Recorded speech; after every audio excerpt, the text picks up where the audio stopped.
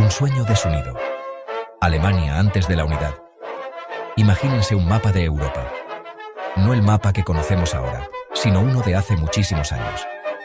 En vez de un solo país llamado Alemania, vemos un montón de pequeños estados, cada uno con su propio jefe, sus propias leyes y sus propias metas.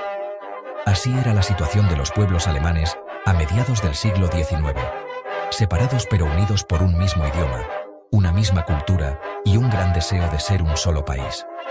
Durante siglos, la idea de un solo Estado alemán había sido solo eso, un sueño.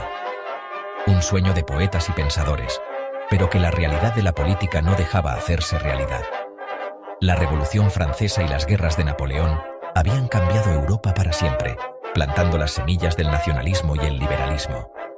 Estas ideas gustaron mucho en los estados alemanes, y el deseo de unidad se hizo más fuerte. Sin embargo, el camino hacia la unidad estaba lleno de problemas.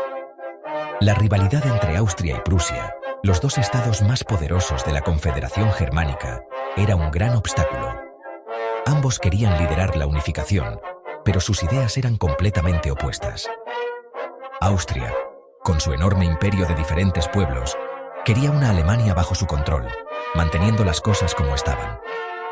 Prusia, en cambio, quería una Alemania pequeña sin Austria, liderada por Berlín y basada en la fuerza militar y en conquistar más territorio.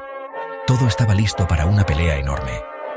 La lucha por el poder en el mundo germánico estaba a punto de comenzar, y el resultado no solo decidiría el futuro de Alemania, sino que también cambiaría el mapa de Europa y el curso de la historia mundial.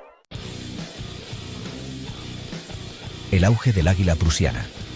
El reino ambicioso. Prusia, un reino en el noreste de lo que hoy es Alemania, no era un lugar cualquiera. Con una larga historia de guerras y una disciplina increíble, Prusia había salido de las guerras de Napoleón con ganas de poder y de crecer. Su ejército, uno de los más fuertes de Europa, estaba listo para luchar, con ganas de demostrar su fuerza contra cualquier enemigo, incluso contra otros alemanes. La llegada de Otto von Bismarck, como ministro presidente de Prusia en 1862, fue un momento clave en la historia alemana. Bismarck, un hombre de voluntad fuerte y muy inteligente en política, era un maestro de la Realpolitik, una forma de hacer política que prefería el pragmatismo y el poder a la ideología y la moral. Su objetivo era claro: unir a Alemania bajo el liderazgo de Prusia, incluso si eso significaba usar la violencia y la guerra. Bismarck sabía que para unir a Alemania tenía que acabar con la influencia de Austria en la Confederación Germánica. Austria, que controlaba muchos estados del sur de Alemania, era un gran obstáculo para los planes de Prusia. Bismarck sabía que la guerra era inevitable, pero era muy estratega y se dedicó a aislar a Austria diplomáticamente antes de atacar.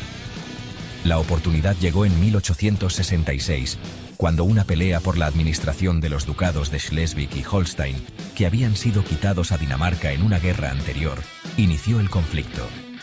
Bismarck fue muy inteligente y logró que Austria pareciera el malo ante los ojos de los demás países europeos. Así se aseguró de que Francia y Rusia no se metieran en la guerra y consiguió el apoyo de Italia, que quería quitarle Venecia a Austria. Bismarck, el maestro de ajedrez de hierro. Otto von Bismarck era un hombre de contrastes. Podía ser encantador y despiadado, práctico e idealista, todo al mismo tiempo. Su genialidad estaba en su habilidad para manejar la complicada política europea, usando la diplomacia, la astucia y la fuerza bruta para conseguir lo que quería. Conocido como el canciller de hierro, Bismarck no era un soldado de carrera. Era un diplomático de corazón, un maestro del ajedrez político que veía la guerra como una herramienta. Algo que solo se usaba cuando ya no había otra opción. Sin embargo, cuando llegaba el momento de luchar, Bismarck no dudaba en usar toda la fuerza del ejército prusiano. Su estrategia se basaba en la Realpolitik, una forma de hacer política que rechazaba el idealismo y el romanticismo que habían marcado las relaciones internacionales del siglo XIX. Bismarck creía que el poder era lo único que realmente importaba en el mundo.